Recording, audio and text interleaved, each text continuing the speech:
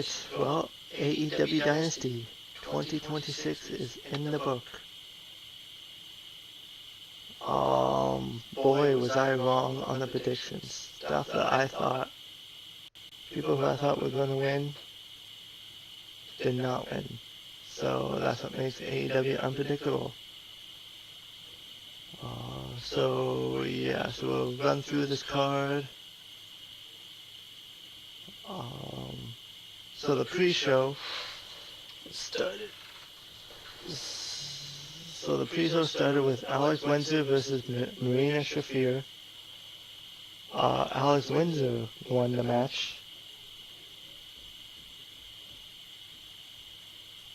Which I think I said Marina to get the win. So she did not get the win.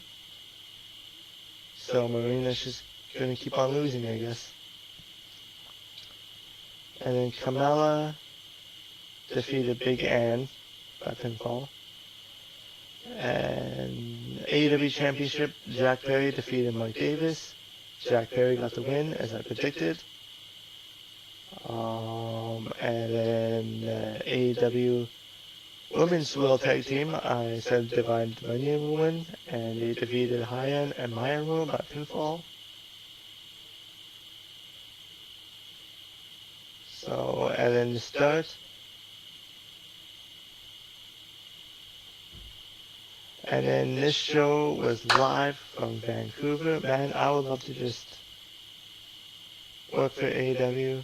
Just be on the road, travel, stay in hotel rooms. Be kind of fun.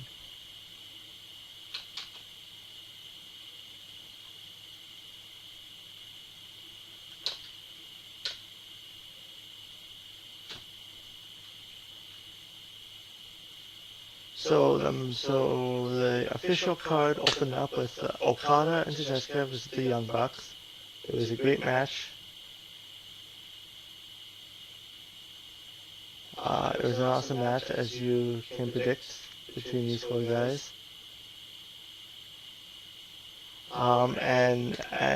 This match went 19 minutes and 50 seconds.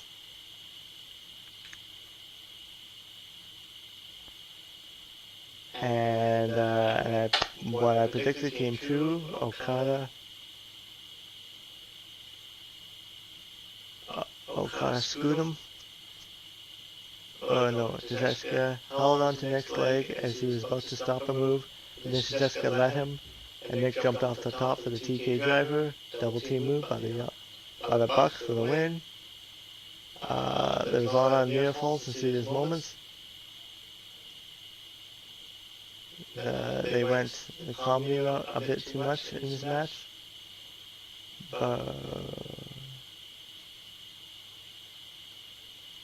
And the story of the match was that Jessica could have saved Okada, but he chose not to, and Okada suffered a loss. And then after the match, Jessica trash talked to Okada and gave him the middle finger, while Don Callis wasn't happy about it. And then the next match was Chris Jericho, and I did predict that the Young Bucks were going to get the win for that. So I think that's my only predictions. So the next match was Jericho versus Ricochet. This match went 19 minutes and 12 seconds. This match went very good.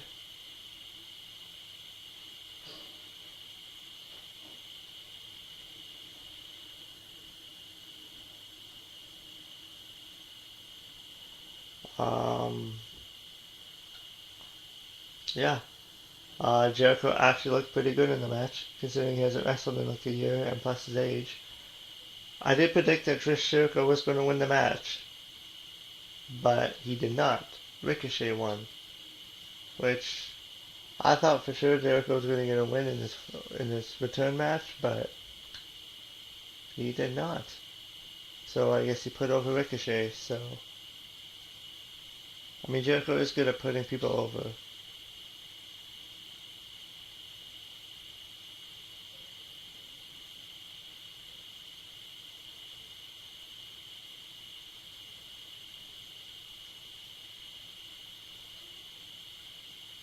And then next match was Darby Allin versus Andrade. Andrade's been on the roll, so I predicted that he was going to win. But yeah, it was actually Darby Allin. This match went 16 minutes and 33 seconds. It was a really good match, to say the least. Andrade's actually been killing it. I think he finally found a gimmick that actually works for him, so that's good for him. Um,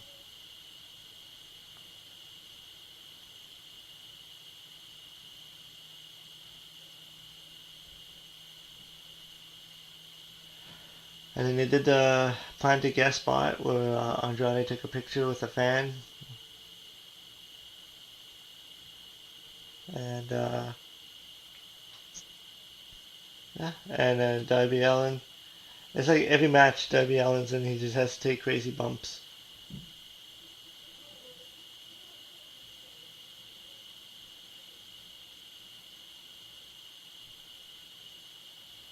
There was one point in the match where Allin jumped off the top of the coffin drop onto Andrade. Allin and Andrade fought into the crowd. The referee, Audrey Edwards, went into the crowd with him instead of counting them out, which is a typical AEW match. Allin hit a drop kick on Allin on the steps. He went back into the ring, and Andrade hit the three amigos suplexes like Eddie Guerrero did. And then the third one was suplex in the turnbuckle.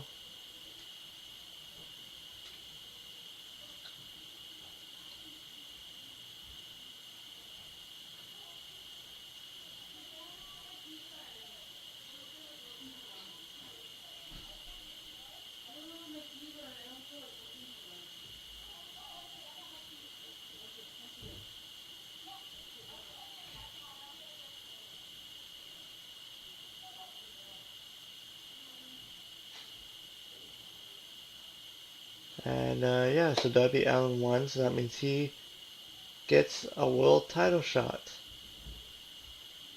I thought it was going to be at the next pay-per-view, but it's going to be on Dynamite. Spring Breakthrough.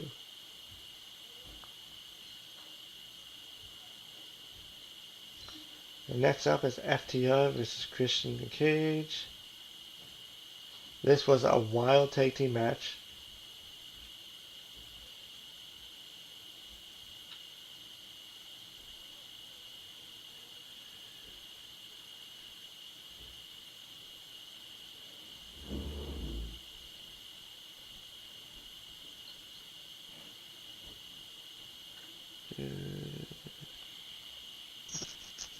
Yeah, this match was just all over the place. A lot of near falls, a lot of spears, a lot of shadow machines, and in the end, this match went 20 minutes and 45 seconds. Like Adam Copeland and Christian are like old, and yeah, but it was a really good match. Adam Copeland got busted open.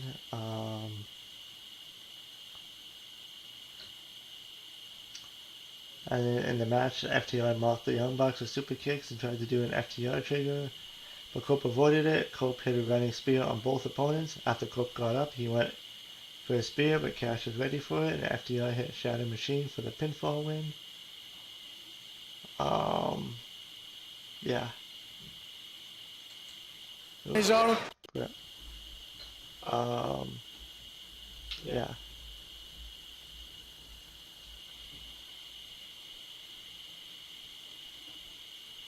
I thought for sure that Edge and Christian, Adam Copeland and Christian were going to win since it was in Vancouver, in the home country, but that was not the case.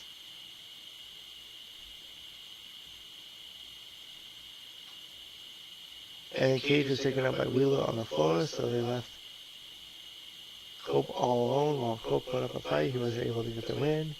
And then after the match, the AEW doctors checked on Cope to see if he was okay. There's rumors that he might have got injured, so I don't actually know. I hope not. Um, and over. Camille finally returned to AEW and attacked the TBS champion Willow Nightingale in the backstage area. Willow did a promo saying if you wanted a title shot, just ask. Willow said she'll face Camille on Dynamite with the TBS title on the line. And then a graphic was shown to make it official. And the Casino Gauntlet match for the TNT title is up next.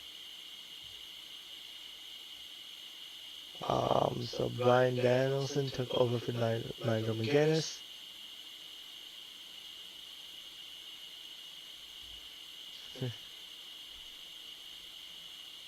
And Tony Schiavone acts like he's never watched wrestling before, and everything he sees is the greatest thing ever.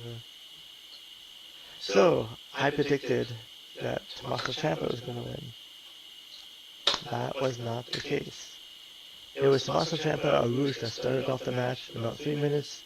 Not much going on. Bandito was the third man in the ring. The fourth man was my Speedball Mike Bailey. Al Clone. As the fifth was no reaction. Pac was number 6. Daniel Garcia was number 7. Anthony Bowens was number 8. Kevin Knight, number 9. Willa Yuta was number 10. And this match, the pinfall win went 21 minutes and 5 seconds. I'll do it near the end. Ciampa got a hold of Knight on the top rope, and Ciampa suplexed Knight onto the bunch of dudes. Pac sent Bailey up into the ring, and Pac hit a black arrow for the 2 count because Ciampa hit Pac with a knee to the head. Yuta pulled Pac out of the pin attempt.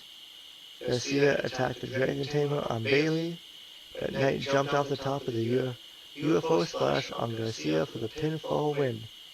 So Kevin Knight is the new TNT champion. Which I actually think is a good pick.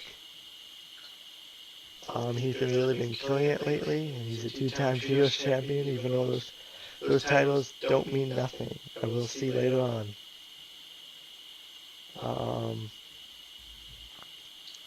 A great match with an excellent finish as Kevin Knight got the win after saving his buddy Mike Bailey as he hit the move.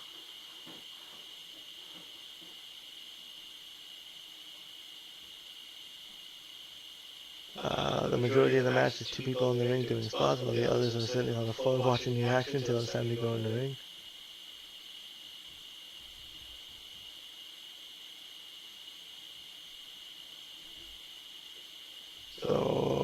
So I'm happy to see what he'll do as the TNT champion, his first singles title in AEW. Kevin Knight celebrated with the TNT championship. The fans liked that. Knight acted like he was shocked to be the champion, and Knight celebrated while his tag team partner Mike Bailey looked on.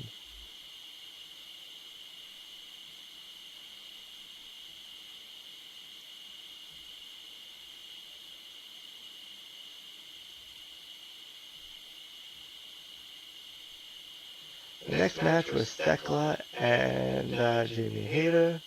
This match went 16 minutes and 30 minutes. It was a good match. It was a long match, but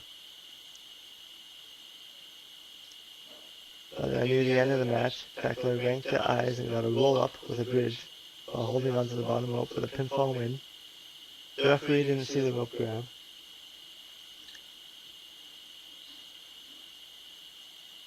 So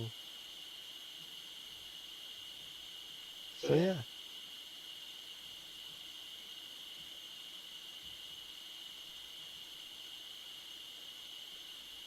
There were parts of the match where the fans were dead quiet.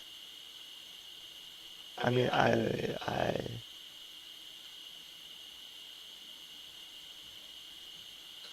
like Thekla, and Jamie Hayter.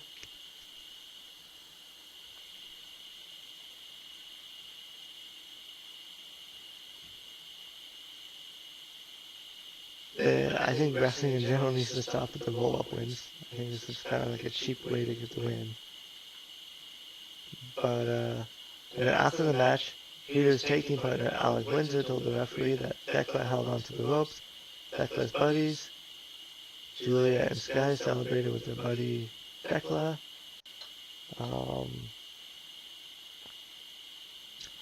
The next match, oh, I guess I did get this prediction right. Thekla with the win. Because I'm always going to choose Thekla. The next match was Jon Moxley versus Will Ospreay. This match was good. This match was great. Considering it was a Jon Moxley match, it was a pretty decent match. Will Ospreay is really good at what he does. I predicted that Will Ospreay was going to win. That was not the case. As Jon Moxley won.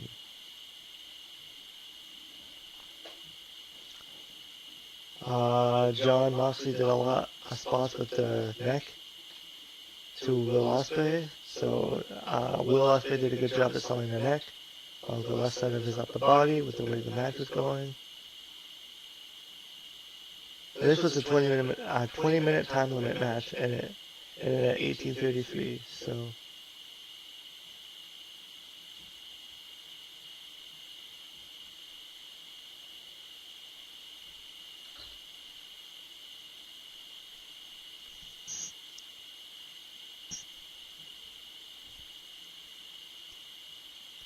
So yeah, so there's that one, and then the commercial aired for AEW Double or Nothing on Sunday, May 24th in New York City. I like how they're doing these pay-per-views on Sunday. So, old school. Darby Allin was interviewed by Renee Paquette, who noted Allin was the #1 contender for the AEW World title. Allin mentioned Dynamite on Wednesday is in Everett, Washington, where he started in wrestling.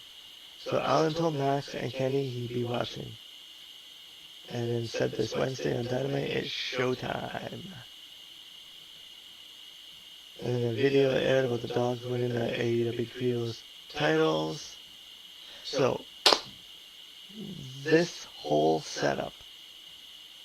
So right before the pay-per-view for AEW Revolution,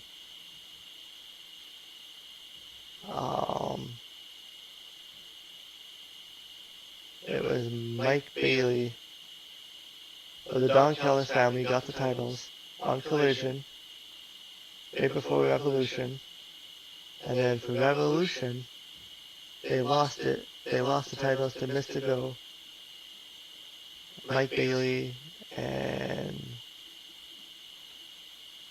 Kevin Knight, I believe. So, and then I don't think they defended those titles once. So, and then they did a similar thing where on Collision, Gabe Kidd, the Connors, the Dogs, they won the Trios titles.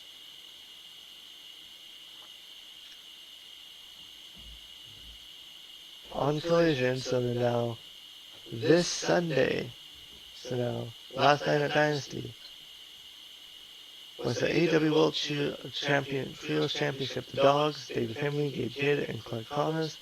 This is the conglomeration, Orange Cassidy, Roderick Strong, and the returning Kyle O'Reilly. Kyle is from BC, so the fans love to see somebody from that area. This was Kyle's first match in 141 days.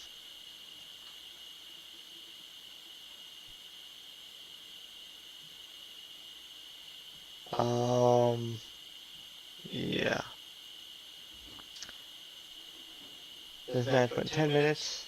Probably the shortest match on the show.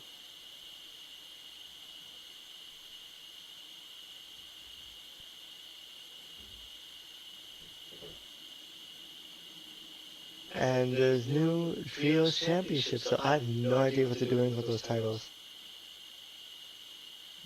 Like, it seems to be a back and forth thing, and it's just...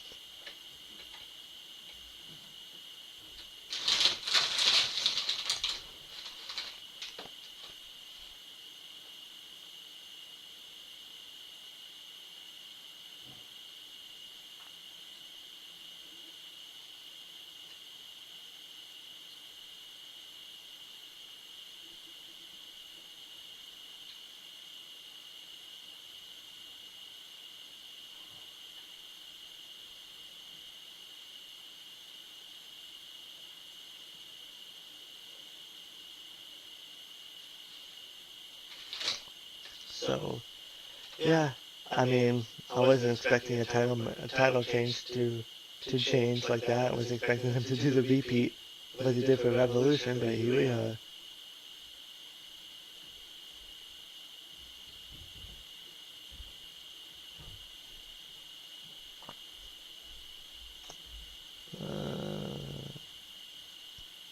Yeah. As a match, it was fine. Nothing more memorable. The return of Kyle O'Reilly in his hometown was cool to see. And it notes that Gabe Kidd suffered a dislocated right shoulder in the match.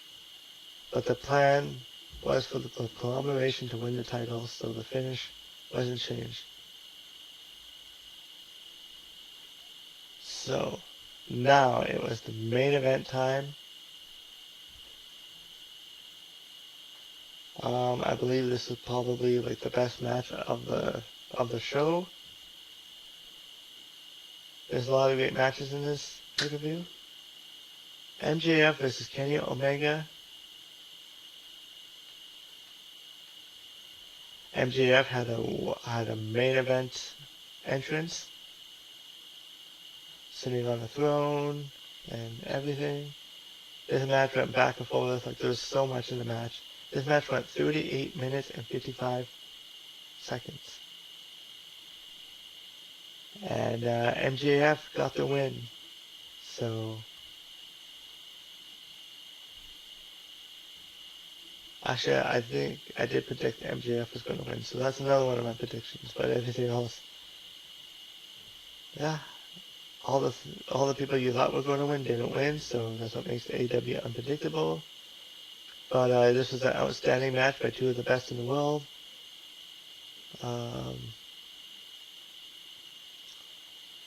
Omega hit a running ring angel and covered as referee Paul Turner went down to the ring, but MJF was able to kick it up because Turner wasn't there to count right away. They were on the apron while the table was on the floor. MJF used the dynamite ring to punch Omega in the ribs with the ring, and the referee Turner was checking on Landsberg, so he never saw MJF cheat.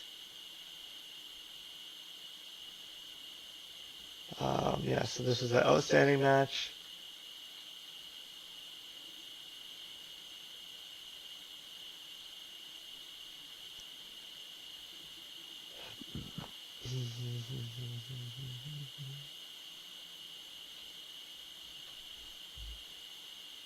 So now,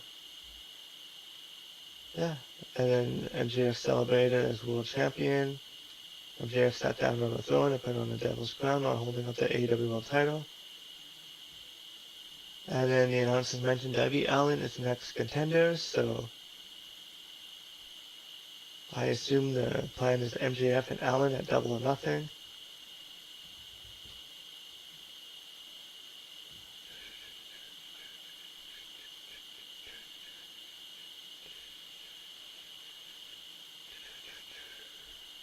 It was a show that had lots of good matches in terms of storylines and big moments. There wasn't really a lot going on.